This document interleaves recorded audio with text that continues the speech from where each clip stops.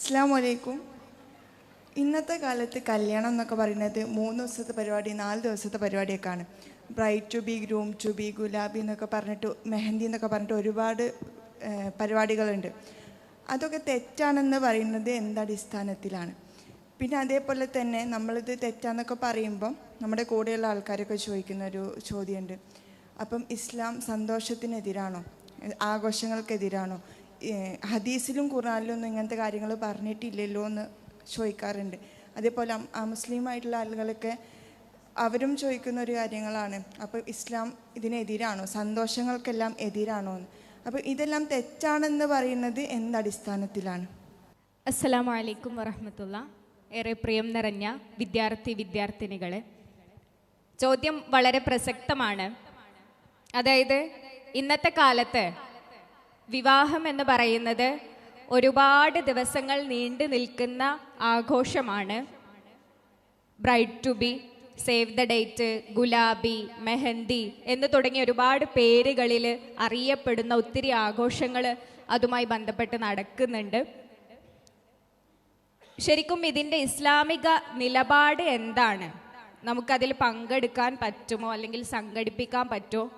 ഇനി നമ്മൾ അതിൽ നിന്ന് മാറി നിൽക്കുകയാണ് എന്നുണ്ടെങ്കിൽ ഈ സന്തോഷത്തിൽ നിന്നും നമ്മൾ മാറിപ്പോവല്ലേ? ആ സന്തോഷത്തിൻ്റെ ഭാഗമാകാൻ നമുക്ക് കഴിയില്ലല്ലോ. ഇസ്ലാം സന്തോഷത്തിന് എതിരാണോ എന്നതാണ് ചോദ്യം. നമുക്കെല്ലാവർക്കും അറിയാം, നമ്മൾ സോഷ്യൽ മീഡിയയിലൂടെ നിരന്തരം ഒരുപാട് വിവാഹങ്ങൾ കണ്ടുകൊണ്ടിരിക്കുന്ന ആളുകളാണ്. ഇതിൽ നമ്മൾ ഓരോ ആഘോഷങ്ങളും ഇങ്ങനെ എടുത്തു നോക്കാം. ബ്രൈഡ് ടു ബി ആണ് എന്നുണ്ടെങ്കിലും ഓരോ പേരുകൾ പറഞ്ഞല്ലോ, ഗുലാബി, മെഹന്തി, അറബിക് നൈറ്റ്, ഇങ്ങനെ പറഞ്ഞാൽ തീരാത്തത്രയും ആഘോഷങ്ങൾ അതുമായി ബന്ധപ്പെട്ട് വരുന്നുണ്ട്. ഇതിൻ്റെ എല്ലാ ഭാഗവും നമ്മൾ എടുത്ത് പരിശോധിച്ച് നോക്കിയിട്ട് അതിൽ തെറ്റായ ഏതെങ്കിലും ആസ്പെക്റ്റുകൾ ഉണ്ട് എന്നുണ്ടെങ്കിൽ നമ്മൾ അതിൽ നിന്ന് മാറി നിൽക്കേണ്ടതുണ്ട്. പൂർണ്ണമായിട്ടും അതിലുള്ള ഓരോന്നും ഇസ്ലാമികമാണ് എന്ന് നമുക്ക് തോന്നുകയാണ് എന്നുണ്ടെങ്കിൽ നമുക്കതിൻ്റെ കൂടെ പോവാം എന്നുള്ളതാണ്. നമുക്ക് ഓരോന്നും ഒന്ന് അനലൈസ് ചെയ്ത് നോക്കാം. ഈ ആഘോഷങ്ങളിലൊക്കെ തന്നെയും നമ്മൾ ബ്രൈഡ് ടു ബി അതുപോലുള്ള മറ്റെല്ലാം എടുത്തു നോക്കുകയാണ് എന്നുണ്ടെങ്കിലും വലിയൊരു സാമ്പത്തിക ബാധ്യത അവിടെ വരുന്നുണ്ട് അല്ലേ? ശരിയല്ലേ? അതിൻ്റെ കോസ്റ്റ്യൂമുകളാണ് എന്നുണ്ടെങ്കിലും, അതിനു വേണ്ടിയിട്ട് നമ്മൾ വാങ്ങിക്കുന്ന കോസ്മെറ്റിക്സ് ആണെങ്കിലും, ഇനി ആ ഇവൻറ്റുകൾ നടത്താനായിട്ടിപ്പോൾ പ്രത്യേകമായിട്ട് തയ്യാറാക്കിയിട്ടുള്ള സ്പേസുകളുണ്ട്.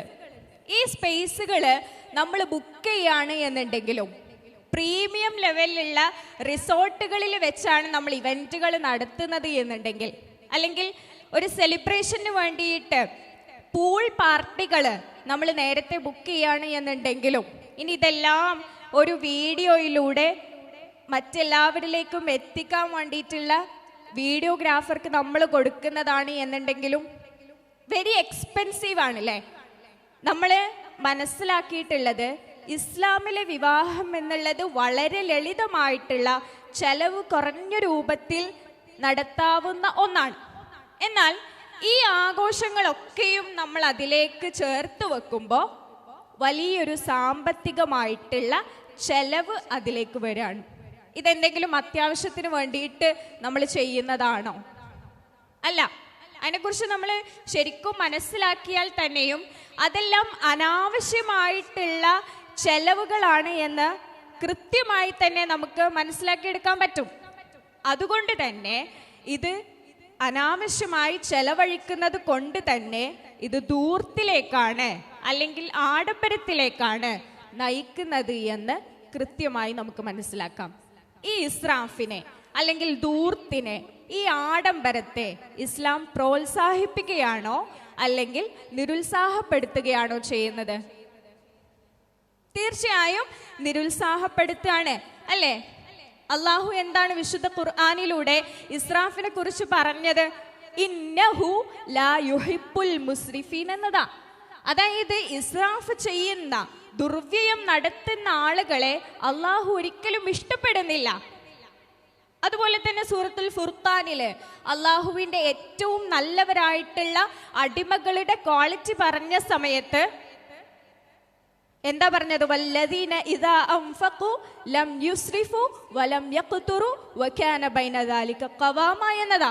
അതായത് അവർ ദുർവ്യയം നടത്തുകയോ പിശുക്കി പിടിക്കുകയോ ചെയ്യുന്നില്ല, മറിച്ച് മിതവ്യയം ശീലിച്ചിട്ടുള്ള ആളുകളാണ് എന്നതാണ് അള്ളാഹുവിൻ്റെ നല്ലവരായിട്ടുള്ള അടിമകളെ കുറിച്ച് പറഞ്ഞിട്ടുള്ളത്. അതിലേക്ക് നമ്മൾ എത്തണം എന്നുണ്ടെങ്കിൽ ഈ ധൂർത്തും ആഡംബരവും ഒക്കെ, അല്ലെങ്കിൽ ഇതിനു വേണ്ടിയിട്ട് ഒരുപാട് പണം ചെലവഴിക്കുന്ന നമ്മൾ, അല്ലെങ്കിൽ അതിന് സപ്പോർട്ട് ചെയ്യുന്ന നമ്മൾ ആ ഒരു ക്വാളിറ്റിയിലേക്ക് എത്തിപ്പോകുമോ എന്ന് നമ്മൾ ചിന്തിക്കേണ്ടതുണ്ട്. ഇതാണ് അതിലെ ഒന്നാമത്തെ കാര്യം. രണ്ടാമത്തത്, ചോദ്യത്തിൽ പറഞ്ഞു ഇതൊക്കെ ഒരു സന്തോഷത്തിന്റെ ഭാഗമല്ലേ, ഇസ്ലാം എന്നുള്ളത് സന്തോഷത്തിനെതിരാണോ എന്ന് ചോദിച്ചു. എന്താ നിങ്ങളുടെ അഭിപ്രായം? ഇസ്ലാം സന്തോഷത്തിനെതിരാണോ? ഒരിക്കലും അല്ല അല്ലേ.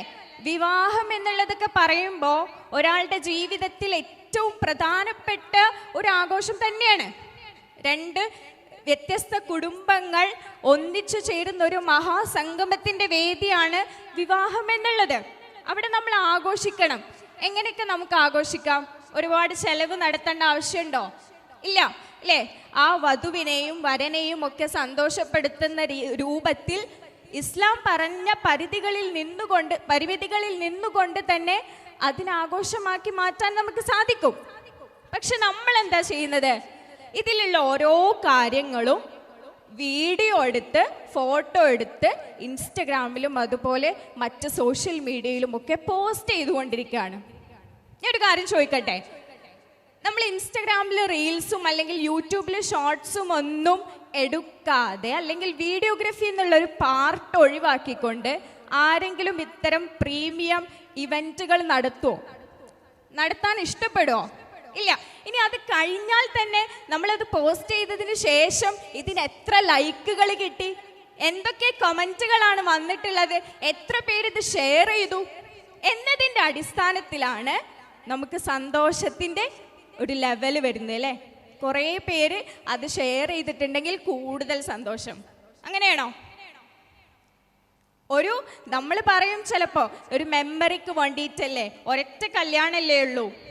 അങ്ങനെയാണ് എന്നുണ്ടെങ്കിൽ പബ്ലിക്കിലേക്ക് അത് അയക്കാതെ നമുക്ക് നമ്മുടേതായിട്ടുള്ള രൂപത്തിൽ സന്തോഷിക്കുന്നതിനോ ഒന്നും ഇസ്ലാം തടസ്സമാകുന്നില്ല.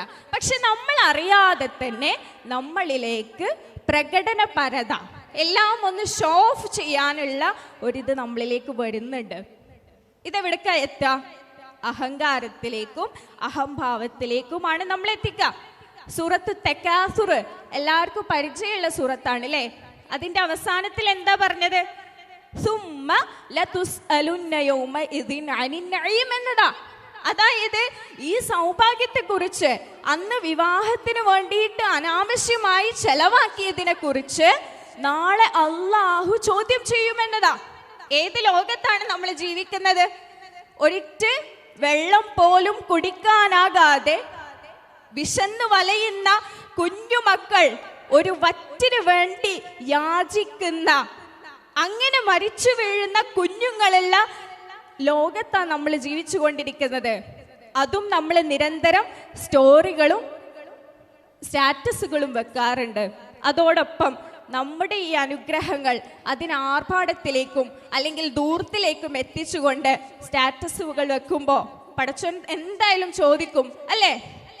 ഈ അനുഗ്രഹത്തെ കുറിച്ച് നാളെ ചോദ്യം ചെയ്യപ്പെടുക തന്നെ ചെയ്യും.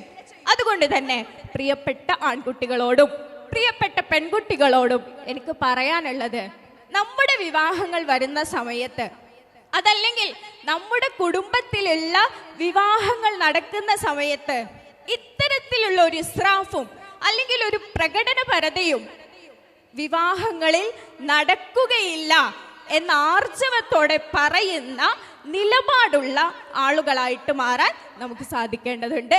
അള്ളാഹു അനുഗ്രഹിക്കട്ടെ.